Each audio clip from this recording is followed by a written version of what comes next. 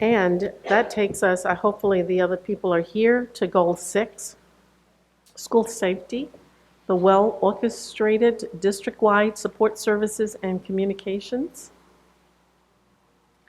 Because Dr. Whitehurst-Payne wants to not just be on schedule, she wants to be ahead of schedule, which we love. So this, under the well-orchestrated district-wide support services and communications, what we're focusing on in this presentation with the team coming forward is specifically school safety.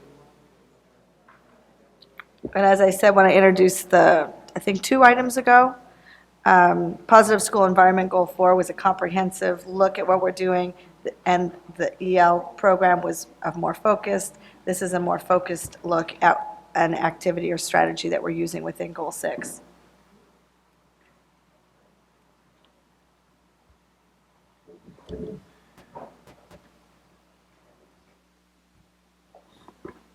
All right. Thank you. Nice to be here again. Good to see you all. It's been a while. Yeah. All right. Hi, Tasker. I just asked them to read a lot of the slides and we're good. Oh, okay. Can I see the clicker? Thank you. We're on slide 117. Good, perfect. Where am I pointing this? All right. All right, there we go. Not too sure. Okay. All right, safe schools, safe students. We know that student and school safety is at the core of excellence and equity. We know that a safe school has a healthy culture with an engaged community around safety, belonging, and inclusiveness for all of its members. We know that there are many different levers that we can pull on and pay attention to when it comes to student and school safety. For example, emergency preparedness and management, physical campus safety, physical, emotional, and behavioral wellness of our students and staff, digital safety, just to name a few. When it comes down to creating the conditions for and the culture of safe schools and safe students, all members of a community have a responsibility, from the district offices to the schoolhouse to student homes. Developing a culture around safety takes collective actions by all of us.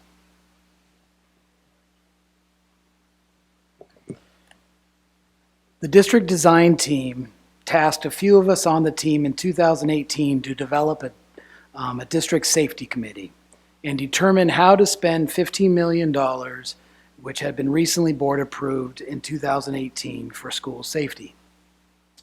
We did not want to make any isolated recommendations without convening a representation of committee members that would help shape our thinking around this task. We reached out and secured key members for the district safety committee that included site-level administrators, school police, physical plant facilities manager, planning and construction manager, nursing, counseling and guidance, communications, and area superintendents. The wide view of perspectives helped us shape our work around our primary focus to design a process for determining the priorities on spending the allocated monies. However, as we formed the committee, a greater product was created, and that product, Lamont and Toby will be sharing that soon. With a wide perspective from our members on the safety committee, we quickly realized that our safety work needed to be integrated into all of our work. Our quest was to ensure that there was alignment on the academic side of the house as well as the operational side. Therefore, we looked through the lens of having safety, operations, and instruction work in partnership with one another as we discussed the development of a safety plan and the expenditure of these funds. As you can see with our Marzano framework, which supports our district work in becoming highly reliable, safe, collaborative, inclusive cultures, is in level 1. It's both foundational and needs to be integrated up and through all levels. Our collective decisions and supports must be done through an integrated approach and must keep safety at the core of our decision making. Now I'm going to turn it over to Dr. Jackson for our current reality. Thank you, Bruce. As the team came together, we quickly realized that we did have safe schools. We have a lot of parts that are working for schools. However, when I say that, you'll see this list here. We do have comprehensive safe plans. We have PBIS, crisis support. We have a lot of parts. What we paid attention to was really the integration of all of these parts and the cohesiveness across the system. And that's what we paid attention to. We also wanted to pay attention to the whole scope of children and not just think of safety as we have thought about it in past. Fire drills, earthquake drills, having fences, those types of things. We did want to talk about mental health. We wanted to talk about resources. Earlier presentations talked about that. Two students spoke earlier about the importance of teachers engaging with students, and we wanted to think about professional development around that and think about how that merged into our comprehensive safety plans. So our intention was really this. We wanted to develop a systemic, strategic approach to safety as we utilize the allocation of resources for safe, security, and the well-being of students, staff, and our guests on our campuses, not just our campuses, but all district offices. Toby is now going to discuss how this impacts the school campus and why the integrative approach is so critical. Good afternoon. I'm Toby Pace. I'm principal up at Hickman Elementary in Mira Mesa. I was very honored to be a part of this committee as a voice being on campus with students 30 hours a week and living it every day. Just as I exited my students yesterday from promotion, we really want to keep the children at the center, and really what that meant for us was looking at school climate as a whole. So if you notice in the top left corner, this is actually a picture of our campus. We want to balance that social emotional feeling welcome at school with still being a safe campus. So we actually, when I first started looking in this about 5 years ago, our campus was wide open. We were one of the loft buildings. You could enter any point on campus you wanted. If you wanted to come check in the office and say hi, it was fine. It was very welcoming, which is nice. Unfortunately, we live in a day and age where we can still be nice and welcoming, but also safe and secure. And so one of the first changes we made was focusing in on environment, and that was our first real focus. To do that, we actually narrowed to having one entrance and egress, ingress, egress, is that front door you'll see right there. It says, "Welcome to Hickman," with our whole school-wide mission statement of live, learn, lead together. We talk about our 30 hours a week as a Hickman family and how we work together. So creating that first kind of, we don't like to say line of defense in a police officer-like way, but it is a deterrent for someone who, if there were a bad guy out there scoping out our school, we have a very clear plan that you would have to ding-dong to get in and come in that way.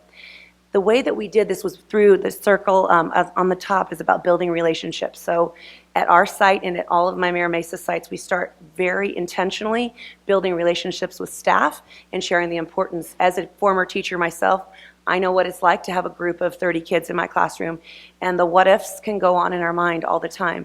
But through that and through building collaborative relationships with staff first, we started building trust. And trust opened our doors to having students involved in that, as well as in our bottom left-hand corner, you can see a video. We have KUSI coming out.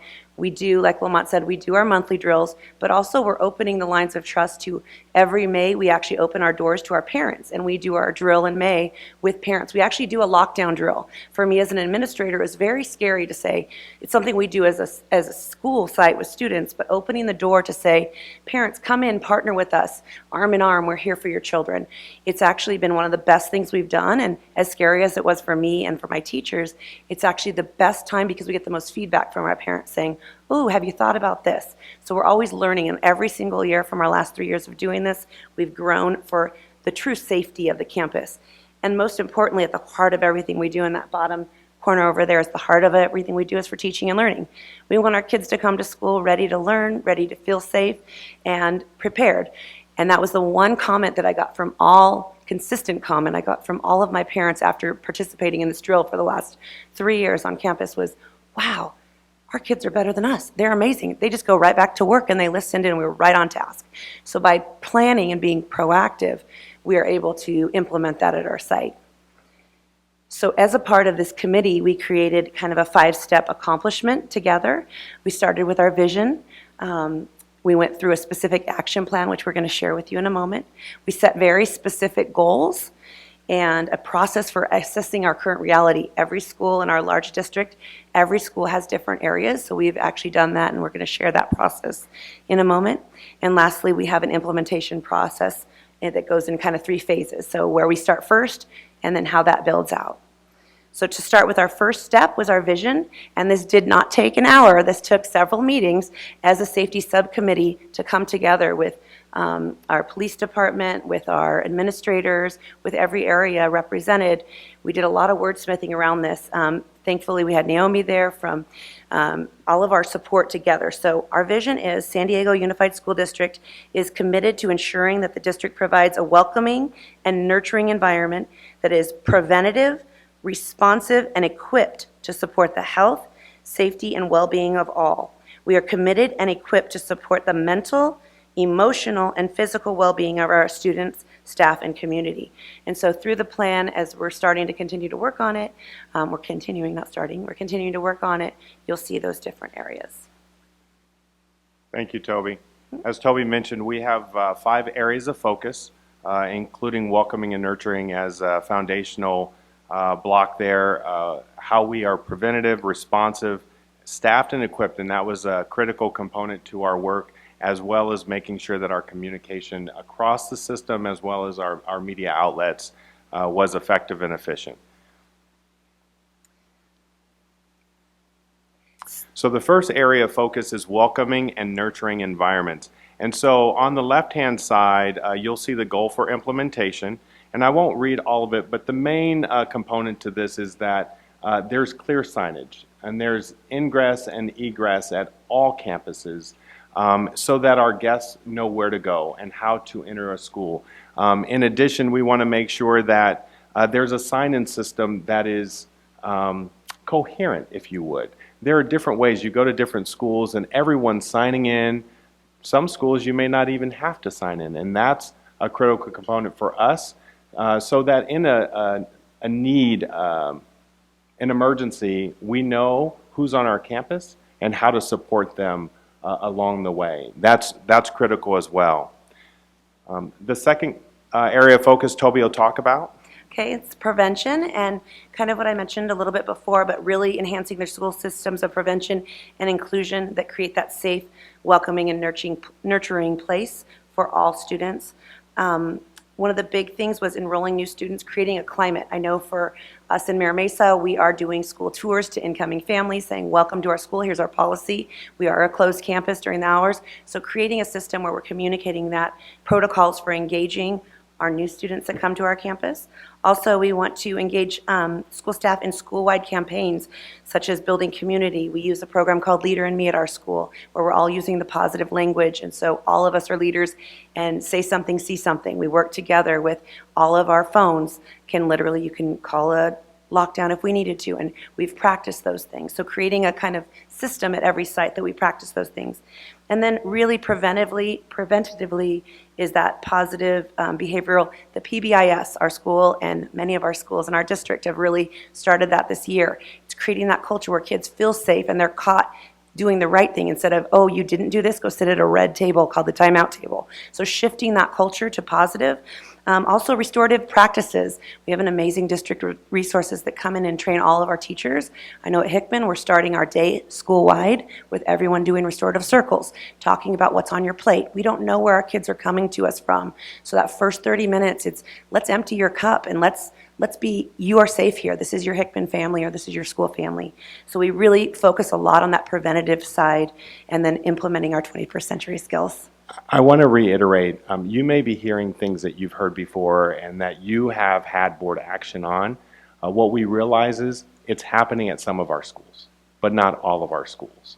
And when we started to think about $15 million, the question is, how do we prioritize? How do we think about this? What is our collective vision of this, and that's where this plan is coming from. So you may hear some things and say, we already have some of that, but it's not being implemented in all schools.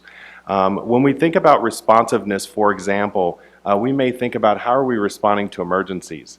Well, there are some emergencies that we are not even thinking about, and this slide depicts this. So our goal says every student feels restored when re-entering.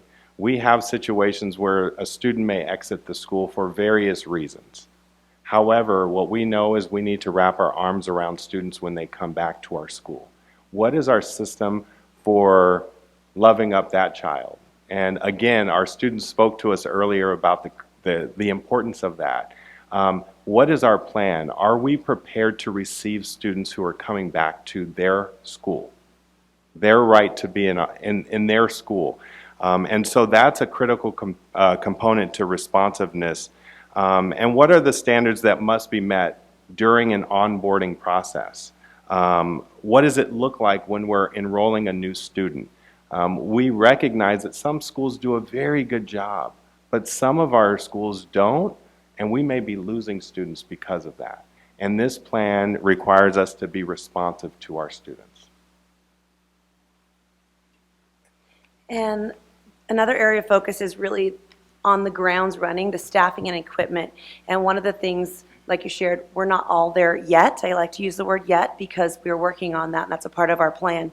As an elementary school to a middle school to a high school, we want to create consistent protocols, and we're really looking at a cluster model. For us in Mira Mesa, we have a student who starts in kindergarten and goes through 3 different schools. Why can't we have vertical alignment with that? So that's kind of the work that our team is working on, is how do we create that? How do we create that vertical alignment and protocol to keep our kids safe? How do we partner with each other when I have Challenger around the corner from Hickman as a sister site for an evacuation? Who knows? And planning for those different things, we call it planning for the what ifs. We want to talk about those and have a safe place. So creating something where we as a cluster and then as the larger school district have protocols in place by area so that we can, because every place is different, we want to make sure that that's in alignment. And we often talk about not having enough staff. However, if Toby is on call to go support Sandburg in the case of an emergency, then we have another staff member there. And we don't have cluster-wide plans. And so thank you for talking about that one, Toby. Finally, our last one is communication. One of the things that we recognized as a committee is every time there's an emergency, we seem to have to always go to the communications office. And it just seems like we're communicating on a incident-by-incident situation. And that's not effective. It's not efficient. And so we want to think about how do we develop sites with clear communication and processes that allow key staff timely responsiveness to different situations that may come up. We recognize that some have phone trees, but not many have phone trees. We recognize that we have Ames reports. However, we want to make sure that we identify key members of our community who need to respond rapidly to our schools in the time of need. So what you've heard here is how the safety committee formed 5 areas of focus and then gave you an example or two of some of those elements within each of those areas. Now this is just a window into a much broader, deeper plan that has been put together by the safety committee. There's many more elements with each area of focus. And then when we started to think about, well, how do you roll this out? And how do you determine which schools get what and when? We started by looking at each focus area and prioritizing within each focus area what would be a high priority, a secondary priority, and maybe a tertiary priority in our thinking. And then we went across all 5 areas of focus and took all the high priorities and placed them in what we called a phase 1 approach. We know that a district our size, at our scale, trying to do everything at once is an impossibility. So we're recommending that we look at this through a phased approach, and each phase is consisting of what we estimate could up to be about 2 years of phasing in, 1 to 2 years for each phase, and that When multiple departments are working together, whether it's communication, staffing and equipment, training, all of those things, then you have to have an integrated approach to phasing in as well. So I think that moves us, oh yeah. So our next steps then would be so how do we determine which schools need what? And how do we prioritize that need and assess that need? And Chief Marquez is going to walk us through that assessment process. Good afternoon, everyone. During the assessment process, we identified 4 areas, starting with a data review, surveying the principals, a site review of the assessment team through the site review with the assessment team with the assistance of the site safety team. And we also identified how we score and weigh for prioritization. During the data review process, as you are aware, back in 2013, AECOM conducted a study on our campuses and provided us with some information and some data for us to review. That is where we began this process. The number one reason is that it doesn't impact our schools. Our principals can lead the work on our campuses each and every day without us having to impact that important work that's occurring on those campuses, because we already have that information on file. The second step was we're going to survey our principals. It's important that while we have this study in place, that we listen to our leaders on the campuses and help to identify what their needs are. Their third bullet was a site review with the assessment team. We all know that we have site assessment teams, site safety teams on our campuses, but we want to make sure that they're in place and that we're working together collaboratively to ensure the safety of our children. And the number 4 bullet under the assessment process was how do we scale, score, and weigh for our prioritization, which was already touched on by my colleagues up here. Our work ahead, making sure that we're aligned with Vision 2030. We're going to finalize the plan for distribution. We're going to work with the district design team, physical plant operations, facilities, planning, and construction on the implementation of the plan. We also want to look at designing threat level placards. And for those of you who are familiar, the Department of Homeland Security actually has a system like that in place. And we feel that having a system in our school district would be extremely beneficial so that we all understand the various threat levels that exist. And we're all speaking the same language. Sure. So there's the Department of Homeland Security currently has a colored placard. And so on that placard, it identifies everything from a low threat to maybe a severe threat and everything in between. So that all of our schools, when you talk about communicating, and we communicate that perhaps we're at the very lowest level of risks, everyone understands what that means. There's criterion for that. It's something that we communicate that exists, that it's online, and it's available for all of our school sites to review through the It currently exists online. It's something that is currently offered through the Department of Homeland Security. It's something that we're looking to adopt for our district as a system of communication.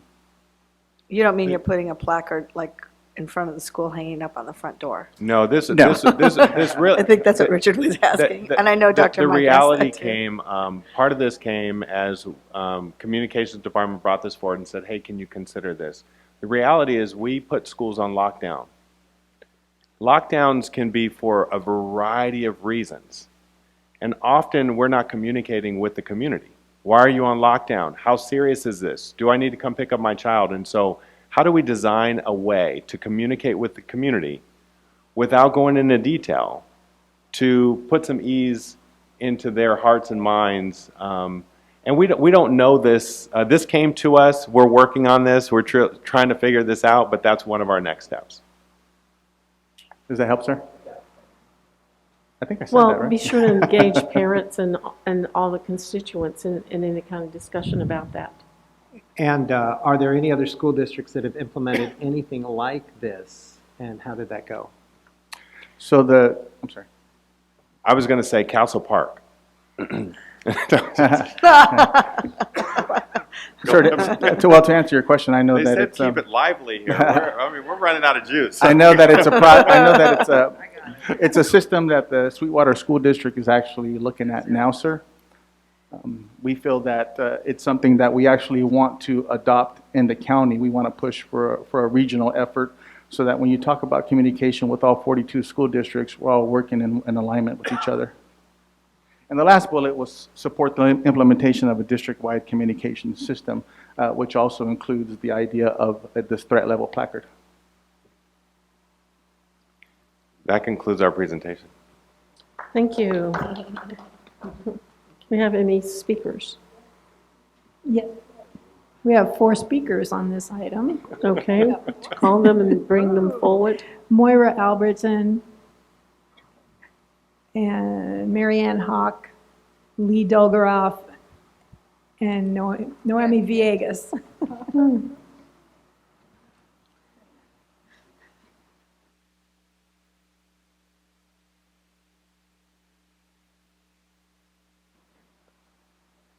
Be sure, are we setting the timer? How many minutes, Dr. Whitehurst-Payne? 1 minute? Oh, she's got it, okay. Hello again, Marianne Hawk with the GATE DAC. Goal 6 talks about communications to reach all stakeholders. And I just want to remind you that the GATE DAC is one of several parent-led district advisory committees in our school district, and that it has been working continuously for over 45 years. And we represent over 20,000 GATE students and their families, so we are a key external stakeholder. The GATE DAC is a critical link between the families and the district.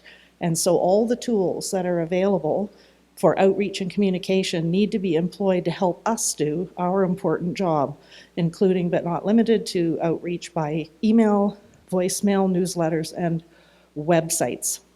More must be done to improve and increase communication and outreach to the GATE families about testing, identification, school choice, GATE instruction, the GATE program and management, GATE policies and procedures, and social emotional aspects of giftedness. The GATE office was closed down, and so we don't have that anymore. Thank you.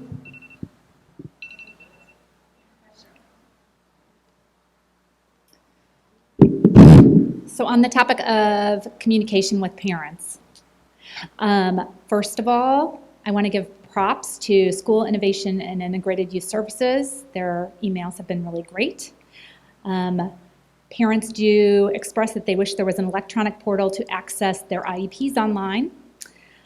Finance and budget has not been its most transparent or most accessible or most parent-friendly this year.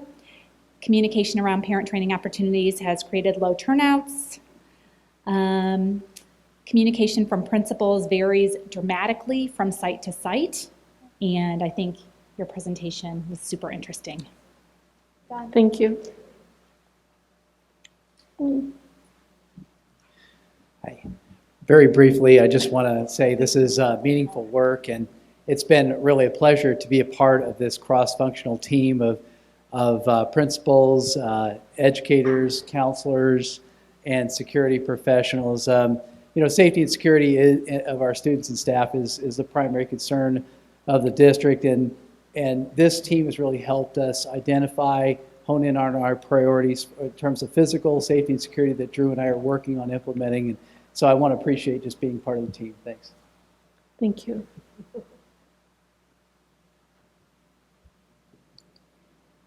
Good afternoon, Superintendent Martin, Board of Education and Chief of Staff. Thank you to the presenters. I wanted to second the sentiments that were just discussed. We are very proud of the response that we have as a district to look at not only the physical safety of our students, but also their emotional safety, their social safety, and how do we push the academic safety for our kids. So I couldn't be more proud of the work that we're designing in response to the needs of children and youth and putting our heads together. I am responsible for a lot of the preventative programs in our district. So I work in close collaboration with all these colleagues right here to really look at the safety of our students from a collective, holistic, all children, whole child perspective. We are looking forward to continuing our work as we assess what are the spaces and places we need to pay attention to as we think about understanding the needs of our students, where we know that we have huge challenges ahead of us. Thank you. Thank you. And that closes our public testimony. Board comments? John? Okay. Dr. Evans? I mean, I always bring up that I personally prefer the neighborhood watch approach versus the gated community approach. I mean, in terms of everybody being aware of what's going on. There's no amount of physical barricades we can put in place that absolutely prevent something. I know right after Sandy Hook, when we put a lot of things into place, the reality is most of the things that we put into place were in effect at Sandy Hook. You know, so I mean, I'm not trying to be, doomsday about it, but I mean, there's certain things we can do, but we also have to realize that it really is the community working together and all the eyes and ears everywhere in terms of what's going on. And I like the way that you're blending it with the welcoming community and the safety. And in a lot of the schools, in particular, I know like in Mira Mesa and University City and so forth, that were built during a certain period of time, it was always impossible to tell where was the front of the school, where was the office, and all that kind of thing. And so there's some very definite physical enhancements that need to be taking place just to show, both from that point of view and also the idea that you would have a place with windows that's looking out onto who is approaching the school, just not that much different than a house with the front door in terms of, when you see who is coming up. And I guess the only other piece, I mean, I have my own opinions, but I think, this whole issue, it's really important for parent involvement. And I think when Toby was saying about, the parents coming to the drills and so forth, I mean, they are they have the most concern of anybody in terms of the safety of their students. I remember just talking with one group and said, well, I don't want us to turn this into, chain link fences and barbed wire and so forth. And this one woman whose child had attended a Jewish school in Argentina said, oh, I'm perfectly fine with, having that sort of atmosphere. So, I mean, we really have to take into account what the parents think and how they're doing, what they want to have, and then being realistic about that in terms of what we can do. But I think this is really great that it is, a cross-disciplinary kind of approach, because you could just say, you have a building inspector or a police officer or someone just go and say, this is what you need to have here, and it wouldn't necessarily create the right environment for the school. So thanks a lot for the work you're doing. Thank you. Are there any others? Mr. Barrera? Yeah, so first of all, thank you, and I appreciate the integrated approach. It makes complete sense. To what degree are we engaging student leadership in this work, either at the school level or at the district level? We haven't to this point. I think hearing the public comments, I think we need to tap into parent groups. I think we need to think about educators. I think we need to think about our students as well. So we'll make note of that, and then we'll be expanding our subcommittee. Thank you. Others? You okay? Dr. Mike?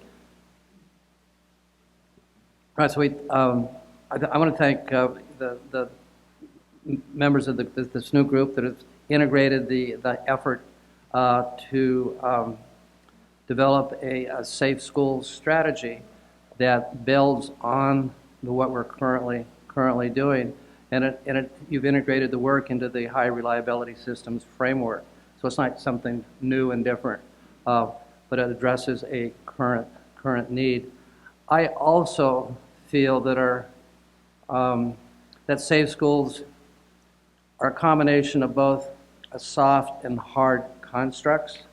So we've got the hard constructs, which are the fences and the high tech and the cameras and the lock systems, and it's more the soft. And I'm kind of with the impression that as well that our best schools really are a combination of fences being our neighbors and our security being our community. But yes, we are living in new and different times, so we have to walk that fine line of the hard and the soft constructs in order to make that happen. and I think your collaborative effort is a way of dealing with that. Would also want to acknowledge Lee and Drew for the operations and construction. It's one thing to build safe schools, it's also another thing to maintain them. So I think the work that we do with operations and with construction together continue the good work, as well as the collaborative relations that we're developing with our parents and our community. One question is about, we've talked about the school sites themselves. Some of the questions I've been receiving and emails from some of the parents is, what about the streets? Is there the adjacent streets to our school? And I know some schools have done safety audits where we come together, I know with the chief and the officers, as well as the city and the county members, to bring parents together with staff to have a group meeting, and then they walk around their school and they take a look at the sidewalks and the brushes and what needs to be done in order to keep the adjacent area of the school safe and secure, and what are some of those issues. Then they come back to a collaborative meeting where each of the small groups then share out what they saw, and then they create recommendations. And because the key players are there and participating, we've got the city is participating, the county, as well as the school. Recommendations can be made to the right people in order to make the school even safer. So it's another way of establishing the perimeter of the school, that it goes beyond the fence and the property itself. I think that great comment there. I don't know that we have thought about that partnership so much, but I think bringing on parents and students, certainly that can be integrated to our work. And to let the board know, I think we are a subcommittee. The work that Stacy and Greg have led with the district design team of bringing instruction and operations together and thinking about how we align the two so that we're thinking about a holistic approach to this work, from resources, financial, personnel has been tremendous. I can't thank them enough, and this work came through that team. And so give credit to them as well for leading us to this work. Thank you, Superintendent. I just want to put maybe some underlines under some of the things that were just discussed. You started with $15 million, and I just want to say $15 million is more than buying a few fences. And now I think you have the understanding of what that meant when the board took that action, that we can spend money in ways that aren't systemic and coherent and go deeper than, not that we're against fences, when those are needed, but this is what the depth looks like, so that it is a complex systemic approach to it. So want to put that back together again. And then when it comes to the student input, I've participated in the Student Equity Coalitions this year, and we have asked at the Student Equity Coalitions, they have been leading conversations around safety, physical safety, emotional safety, and mental health supports that they need, and inviting experts in. I know police come to, and their experts, outside experts are coming in and answering students' needs. So some of the safety topics that matter to kids have come through the Safety Coalition, which, as Lamont said, it's a subcommittee here, so the design task force, some things come fed in through that mechanism of student voice.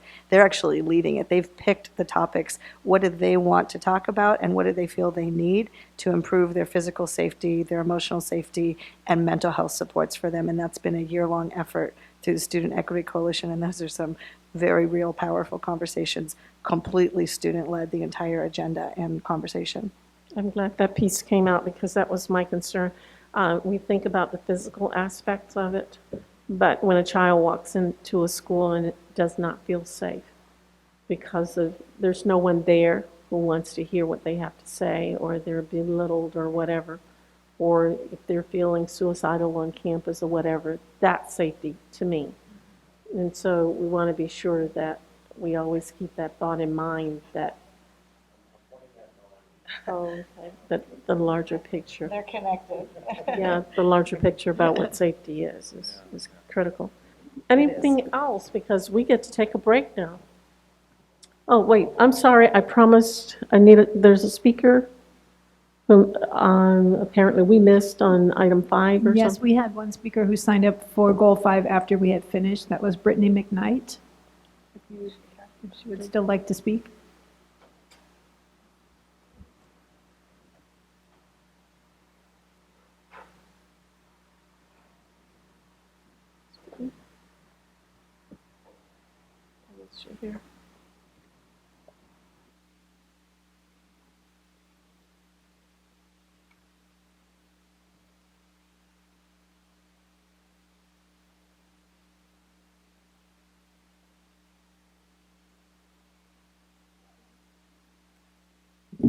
Good afternoon. My name is Brittany McKnight, and I'm here as a community member and a concerned citizen.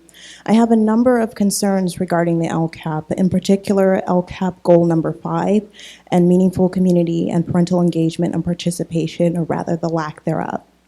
Although some efforts have been made, it is clear that there is still much work to be done, particularly in these areas. According to the district's own data, a total of 72 parents attended the various site-based parent workshops. Given that the district serves over 121,000 students, this is concerning. The marketing, timing, and location of some of the workshops were also concerning, as all of the Parent Leadership Academy workshops that pertain to the LCAP were held during business hours when many parents are working and at a single location, rather than at several locations and outside of business hours, which would have allowed for more inclusiveness. It was also unclear how parents and community stakeholders were notified about these workshops other than the Family Engagement Department's website. In addition, it is unclear how parents and community members are engaged and what opportunities for stakeholder review and feedback exist when a school lacks a school governance team, or when a school site council lacks the required minimum number of parents and/or community members, which unfortunately is the case at Porter Elementary. I know this because I attended a school site council meeting at Porter and found only one parent or community member in attendance, which is concerning, particularly in light of the fact that the principal informed the attendees that the information gathered at the meeting would be sent to the district and used to inform decision-making pertaining to the school's LCAP. Lastly, the failure of the district to meaningfully engage community stakeholders was pointed out by the ACLU towards the beginning of the 2018-2019 school year. The 2018-2019 school year has just ended for many schools in the district, and this failure is still apparent and still needs to be addressed. Thank you. Thank you. And that concludes this part of our meeting. The next segment begins at 6 o'clock. So, wow, you guys get an And hour. we'll watch the videos at that time. Yes, or maybe Or 10 during the minutes. break. Oh, no. Sorry, not the videos at 6. We can watch the No, videos. 10 minutes till. Yeah. Board members, if you could come back at 10 minutes to 6, the videos we missed, we'll watch then. Thank you.